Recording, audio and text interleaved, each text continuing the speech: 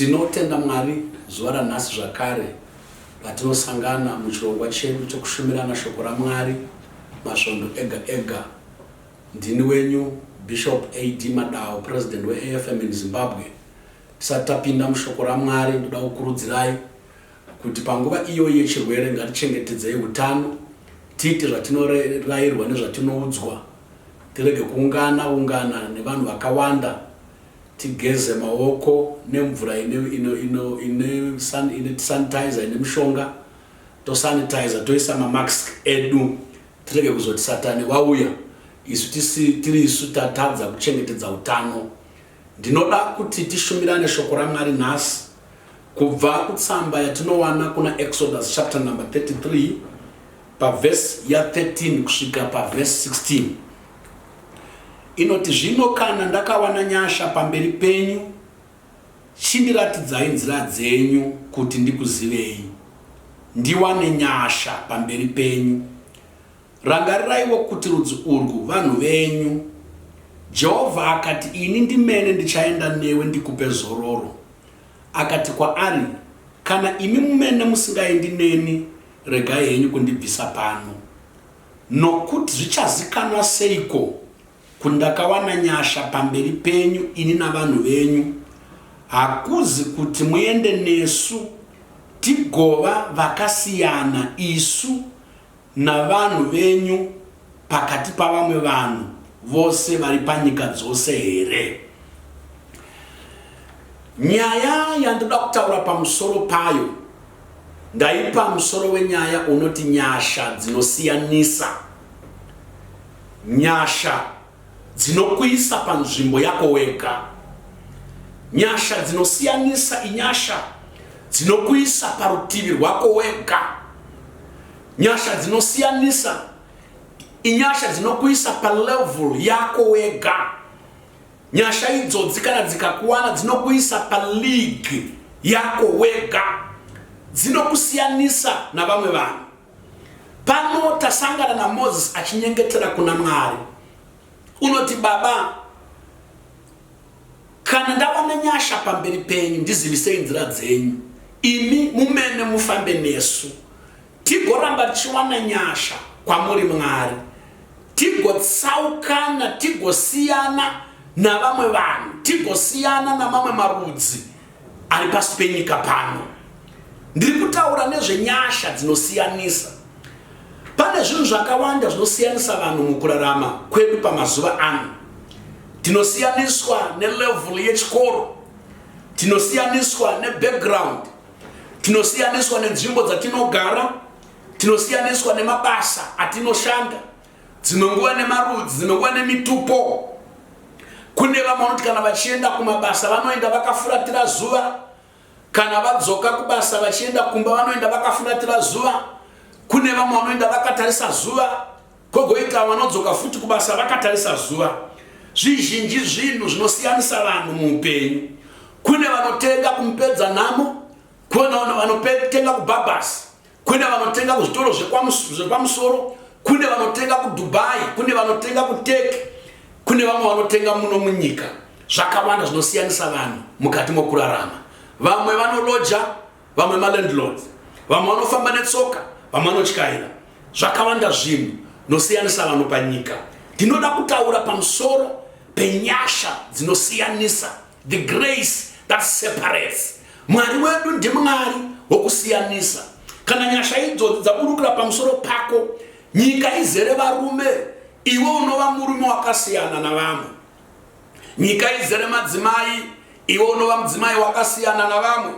Nyika izere vakomana, kana nyasha dzinosiyanisa dzauya pamusoro pako, unosiyana na vamwe vakomana.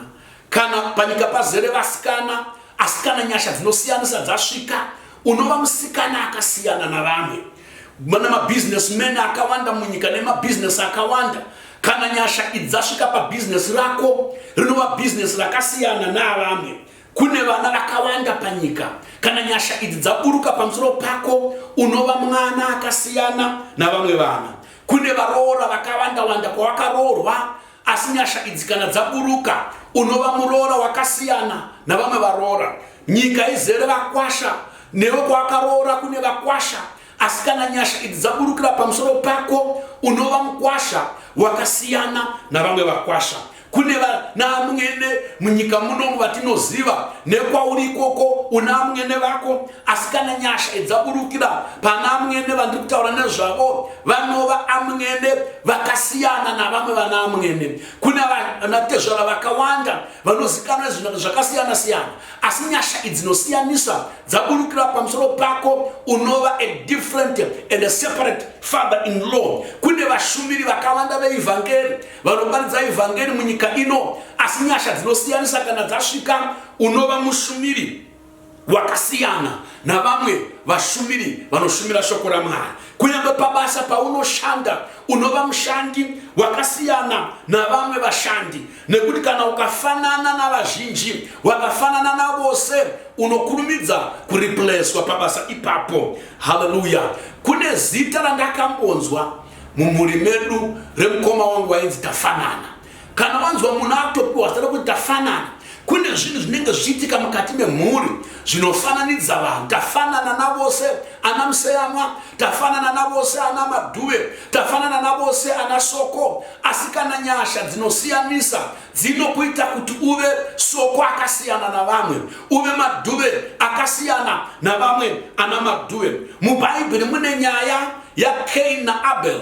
Bhaibheri rinoti vauya pamberi paMwari nezvibayiro zvavo, Mwari wakavasiyanisa. Bhuku inoti Jehovha Mwari wakagamuchira chibayiro chaAbel akaramba chibayiro chaKaini. Mwari wakusiyanisa nekuti uyu anonzi Abel une nyasha dzamusiyanisa nomukoma wake.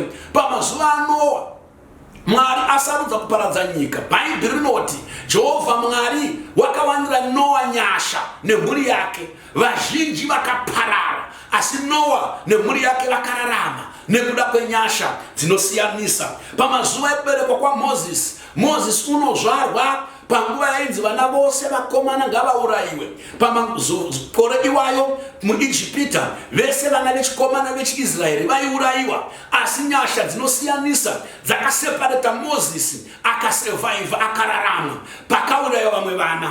Mubhaibheri mune story yamambo unonzi Solomoni, mambo unonzi Dhavhidha baba vaSolomoni. Pamazuva ekukwegura kwake yakasvika nguva yekuti akanga asingachagoni kutonga.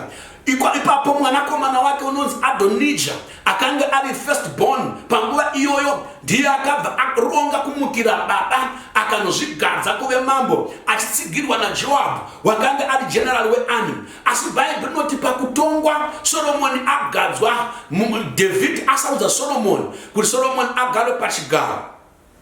Bhaibheri rinoti pamazuva iwayo paive nemutemo waIsraeri woiti kana waive wapara mhosva inotongerwa rufu wakatizira mutemberi ukanobata nyanga dzealtari haurayiwi. Asi ukaverenga nhoroondo yaJoabhu naAdonijah, Joabhu wakaurayiwa, Adonijah akasaurayiwa nekuti Adonijah wakangosangana nenyasha dzakamusiyanisa nemumwe wake Joabhu. Ndinonamata kuti Mwari ngaakupe idzi nyasha dzinokusiyanisa navazhinji, dzinokusiyanisa navamwe vanhu mukati mokurarama kwako, kuti kubwinya kwaMwari kugoonekwa muupenyu hwako, kuti zita raJehovha rigokudzwa muupenyu hwako, kuti life yako, upenyu hwako uve testimony yenyasha dzaMwari, upenyu hwako uve testimony yeglory yaMwari. Kana wafanana navazhinji zvinoitika kune vakawanda zvichiitika newe kwauri, hapana mutsauko, hapana chinoita kuti zita raJehovha rigokudzwa. Toda kufamba zvishomanana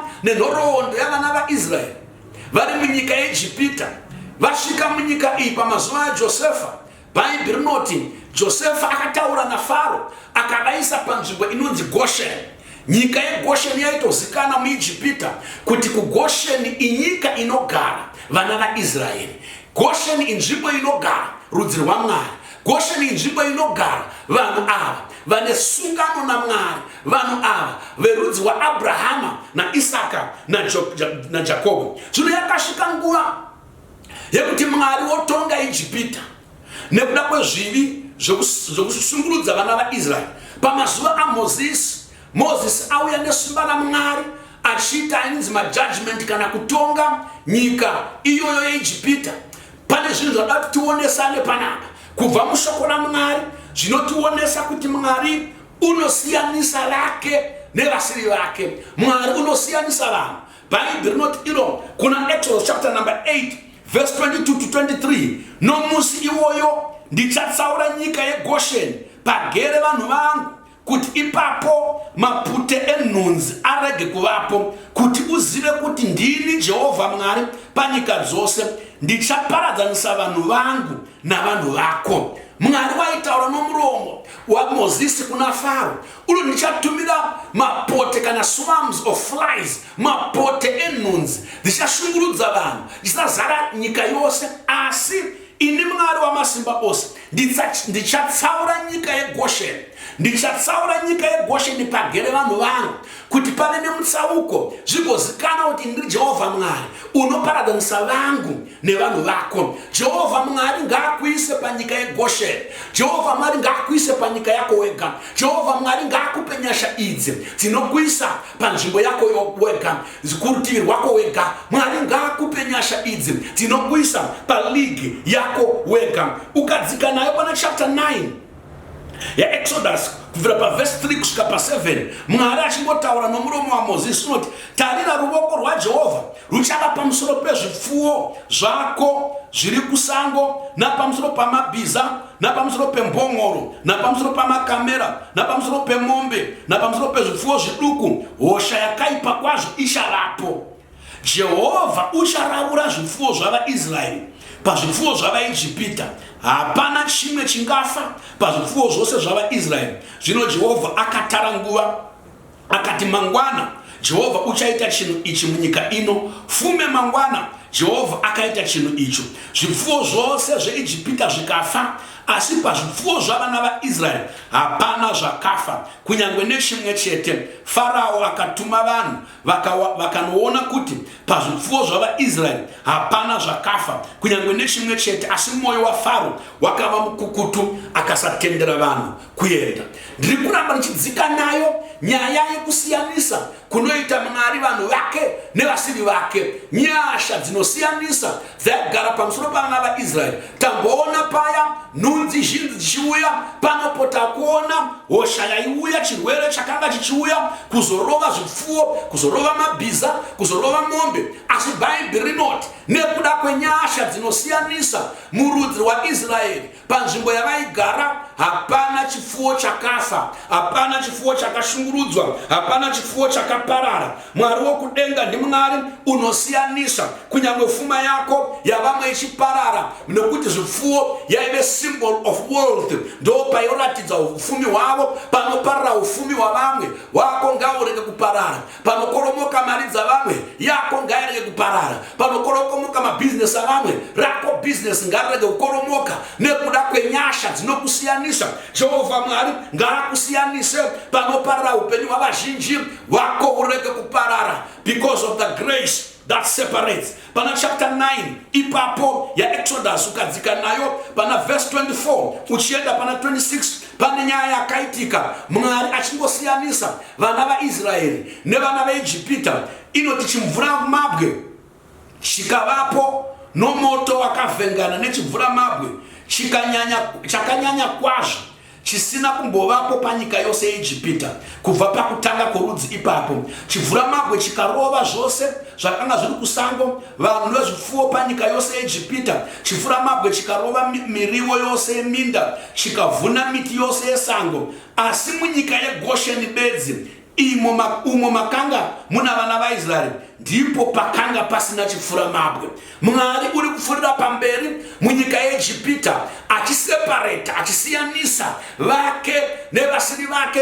Ino yakanga yanguva yekutongwa kwavana veIjipita, vachirohwa nechipfura mabwe chakanga chakavhengana nomoto. Rimwe Bhaibheri rinoti chipfura mabwe ichi chaifamba nomoto waipenga, chikarova miti, chikarova zvirimwa, chikarova magadheni avo, chikarova everything chinorimwa nevanhu ava. Asi kuGosheni chete, kuGosheni kwaigara vanhu vaMwari, nyasha idzi ngadzikuise paGosheni. Nyasha dzinosiyanisa inyasha dzinokuisa paGosheni, paigara vana vaMwari munyika iyoyo yeGosheni. Hakuna kumbovapo chifuramabwe kana moto wakapisa, chifuramabwe chakarova miti kana zvirimwa zvavo. Ndinokunamatira hama yangu, iwe unotenda kuna Mwari. Ndinokunamatira hama yangu, iwe wakaziva Jesu. Ndinokunamatira hama yangu, iwe unoshumira Mwari. Nyasha dzinosiyanisa ngadzigare pamusoro pako. Nyasha dzinosiyanisa dzigare pavana vako. Nyasha dzinosiyanisa dzigare pamabasa amaoko ako. Chipi nechipo chaunoitwa chichengetedzwe naMwari. Pana chapter number 10 ya Exodus pa verse 22 na verse 23 tinoona zvakare Mwari achifurira pamberi achingosiyanisa vake nevasiri vake. Moses akatambanudza ruoko rwake kudenga, rima guru rikavapo panyika yose yeIjipita, rikaita mazuva 3 havana kuonana uye kana nomumwe wakasimuka paakanga agere mazuva 3. Asi vana vaIsraeri vose vakanga vane chiedza kwavaigara. Apa vakutongwa nerima. Hanzi rima iri rakakonzesa kuti kushayikwe kana munhu anomuka mumagumbezi. Rima iri raita kuti kunyange murume nomukadzi mumba imwe chete havagone kuonana. Asi Bhaibheri rinoti mukati mavana vaIsraeri pakanga paine chiedza. Ndiri kutaura hama dzangu, nyika yazara nerima mupfungwa dzavanhu. Rima rakanganisa pfungwa dzavanhu. Hunhu hwevana hunoratidza kuti nyika yabatwa nerima. Tsika dzavana vavanhu, kusabatana, kusawirirana nekusaita zvakanaka kwevana, kusaita zvakanaka kwevarume navakadzi, kusaita zvakanaka kwemhuri. Rima rabata mukati menyika. Asi bhuku inoti nyasha dzinosiyanisa dzauya kuvana vaIsraeri munyika yavaigara yeGosheni. Kwakanga kune chiedza, hakuna rima rakabata ipapo. Pana chapter 11 ya Exodus verses 6 na 7 tinongoona nyasha dzinosiyanisa dzichibata mukati muupenyu hwavo.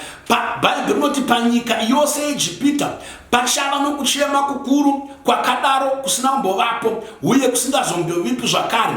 Asi pakati pavana vaIsraeri vose, pakati pavanhu kana zvipfuwo, hapangavi nembwa ichasimudza rurimi rwayo kuti muzive kuti Jehovha wakatsaura pakati pavaIjipita navaIsraeri. Mwari wedu chokwadi chandiri kupurisa panapa ndechekuti God is the God of the grace that separates his people from the rest of the world. Ndinonamata kuti nyasha idzi dziuye. Vana vaIsraeri vari muIjipita yakanga yasvika nguva yekuparara kwamatangwe avaIjipita.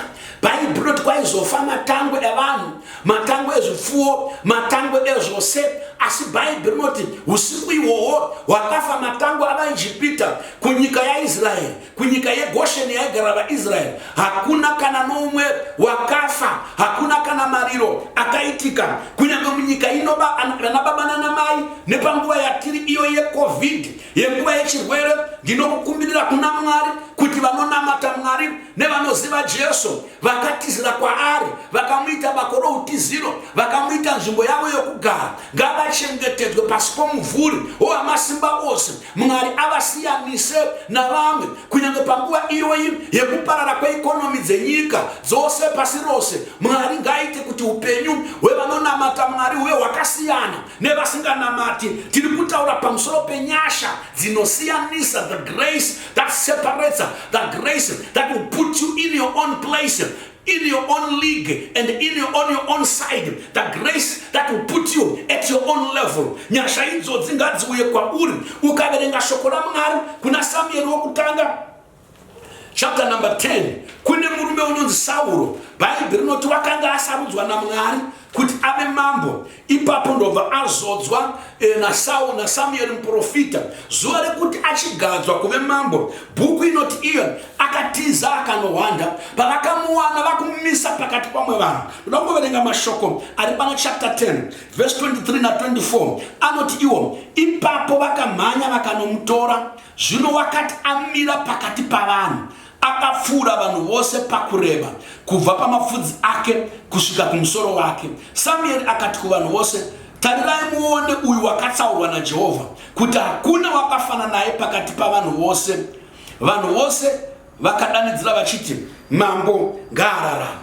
Sauro watiri kutaura nezvake panapa azodzwa kuve mambo, unomiswa pakati pavazhinji, amira pamberi pavazhinji. Saulo, Samuel muprofita unoti, tarirai muone murume uyu watsaurwa naMwari, tarirai muone murume uyu wasarudzwa naMwari. Hakuna wakafanana naye, wakareba kubva mumafudzi kuenda kumusoro. From his shoulders upwards he is taller than the rest. Ndiri kuti chiko inini physically Saulo hongu wakanga akareba, asi nyaya yandiri kuparidza panapa haine ine physical height yako ine chekuita neupenyu hwako. Nyasha dzinoseparata, nyasha dzinosiyanisa dzinokuita kuti uve a shoulder taller than the rest of the people, uve wakareba kubva mumafudzi kuenda kumusoro. Nyasha dzinosiyanisa dzinoita kuti mubusiness rako uve a shoulder taller than the rest of the people. Nyasha dzinosiyanisa dzinoita kuti muushumiri wako uve wakareba kubva kumafudzi kuenda kumusoro kudarika vamwe vanhu. Nyasha dzinosiyanisa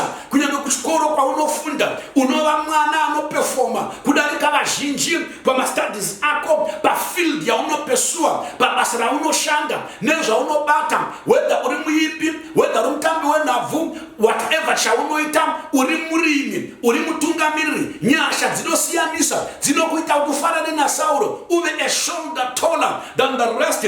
Mwari wokudenga ngakuite zvakanaka. Dotuzive muupenyu kana kurarama kwedu kuti vanhu vazhinji vanonamatira promotion, vazhinji vanoda promotion. Promotion haiuyi wakafanana navazhinji. Promotion inouya kana wava munhu ari different from the others. Mamaitiro ako, mashandiro ako, performance yako, results aunobuditsa pabasa anofanira kuva akasiyana navazhinji. You are not going to be celebrated when you are just like everybody else. Unongo celebrate wachete kana wava munhu anoita zvakasiyana nezvevanhu. Rimwe gore tave nemusangano kune imwe nzvimbo yevechidiki, kwaive nevaimbi vechikomana nevesikana vakasiyana siyana vaisimuka. Umwe muimbi ndobva aimba, mukomana waigona kuimba iyeye, asi waiimba achitevedzera maimbiro omumwe muimbi unomukurumbira. Ndakabva ndamutaura ndikati, chikomana, une ramangwana rakanaka pane kuimba, pakuimba kwako, asi kana uchida kubudirira usaimba uchitevedzera umwe muimbi, imba nomuimbiro wako wakasiyana nowavamwe. Ndiri kuti chiiko ini? Ndiri kuti kune nyasha dzinosiyanisa vaimbi kune vamwe vaimbi, kune nyasha dzinosiyanisa vashumiri kubva kune vamwe vashumiri, kune nyasha dzinosiyanisa vanhu kuti varege kufanana. Kana wasiyana navamwe unoedha value muupenyu hwavamwe, kana wasiyana navamwe unoedha value kuorganization yaunoshandira, kana wasiyana navamwe unoedha value mucommunity pauri. Munyika muno kune varume, asi ndoda kuti pakati pevarume kana nyasha dzinosiyanisa dzauya unova murume wakasiyana navamwe varume. Munyika muno mune vakadzi, kana nyasha idzi dzauya pamusoro pako unova mukadzi wakasiyaniswa navamwe vakadzi. Kune vakwasha sezvandambotaura, kune maministers evhangeri raMwari, kana nyasha idzi dzauya pamusoro pako unova mushumiri wakasiyaniswa navamwe. Ndiri kukumbirira kuna Mwari nyasha dzinosiyanisa dziuye pamusoro pako uve unique. Nyasha dzinosiyanisa dziuye pamusoro pako uende paligi yako wega, uve neupenyu hwakasiyana navamwe, kuti zita raJehovha rigokudzwa.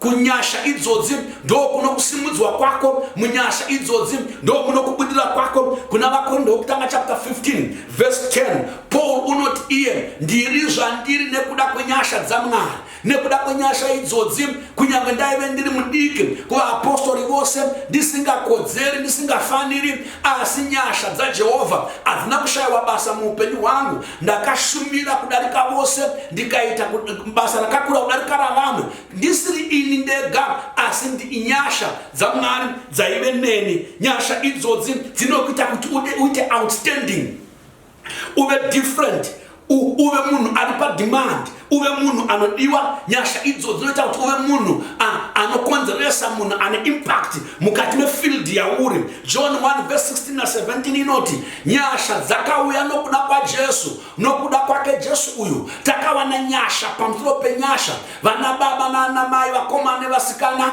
nyasha dzinongowanikwa chete muna Jesu Kristu. Kana tauya kwaari, kana tatizira kwaari, iye ndiye wakauya nenyasha. Kwe kwese kwatakabva neshoko raMwari tinoona Mwari achidhila navanhu vake nomurayiro nomutemo, asi pakauya Jesu Mwari unodhila nesu nenyasha. Kana uchidzida nyasha idzi tizira kuna Jesu, kana uchidzida nyasha idzi gara muna Jesu, kana uchidzida nyasha idzi tendeukira kuna Jesu. Kana wagara naJesu, there shall be this grace that separates you from the rest of the world. Mwari ngakunzwire tsitsi, Mwari ngakuitire zvakanaka. Usava mudzungairi anoramba Jesu, usava mudzungairi anozvidza Jesu. Kana wadzida nyasha dzinokusiyanisa tizira kuna Jesu, namata Jesu, zvipire kuna Jesu. Pauri ipapo unogona kutendeuka wopa upenyu hwako kuna Jesu. Pauri ipapo unogona kutendeuka wogamukira Jesu. Kana waimbonamata kare unogona kudzokera kuna Mwari. Chikonzero kuti mupenyu uchirarama kunyange usingaiti zvakanaka, inyasha dzaMwari dzakakuchengetera kuti usaparara. Ndinokukumbirira nyasha idzi, tendeukira kuna Jesu, ugamuchire nyasha dzinosiyanisa. Moses unoti Mwari itai kuti zvizikanwe kuti ndakawana nyasha navanhu venyu uye takasiyana navanhu vose. Mwari ngaasiyanise mhuri yako, ngaasiyanise vana vako, ngaasiyanise business rako, mabasa ako emaoko, chipi nechipi chaunobata chisiyane nechinoitwa navamwe, kuti zita raJehovha rigokudzwa, mbiri igoenda kuna Mwari. Vanhu vakakuona vagone kuona Mwari, vanhu vakakuona zvaunoita vaone Mwari pane zvaunoita. Munda wako ngausiyane navamwe, danga rako ngarisiyane nevamwe, business rako, project yako, bindauko rako, chipi nechipi chine chekuita newe, chinamato chako ngachisiyane navamwe, hunhu hwako ngausiyane navamwe. Izvi zvinowanikwa munyasha dzaKristu Jesu. Mwari ngakuitire zvakanaka, Mwari akukomborere muzita raJesu. Rega ndinamate. Ndinokutendai Baba nenguva yamandipa yekugoverana nevanhu venyu shoko. Baba ngavaropafadzwe, ngavarangarirwe, ngavanzwirwe tsitsi, vanzwirwe ngoni. Idzo dzinyasha dzinosiyanisa dziburukire pamusoro pevanokunamatai, dziburukire pamusoro pevanotenda, dziburukire pamusoro pevanokudai. Kwese kwavari vanzwa shoko irori ngavagamuchire nyasha dzinovasiyanisa, nevasingakuzivi vakuzivi, vasingakudii vakudii, vatendeuke kwamuri. Ndanamata nokutenda muzita raJesu Kristu. Amen.